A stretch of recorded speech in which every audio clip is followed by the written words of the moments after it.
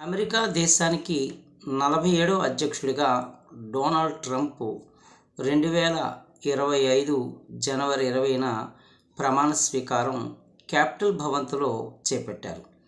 ఆరుబయట కాకుండా క్యాపిటల్ భవంతిలో ప్రమాణ స్వీకారం చేసినటువంటి వ్యక్తి 1985లో రొనాల్డ్ రీగన్ కాగా, ఇప్పుడు మరి అమెరికా దేశ అధ్యక్షుడిగా ఎన్నికైనటువంటి రిపబ్లికన్ పార్టీ నేత డొనాల్డ్ ట్రంప్ కావడం ఒక విశేషం.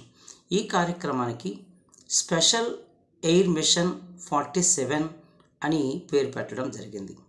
ఇక్కడ 100 కార్యనిర్వాహక అంశాలపై ఆయన సంతకాలు చేసే పరిస్థితి ఉందంటూ అధికారిక బృందం తెలియజేయడం జరిగింది.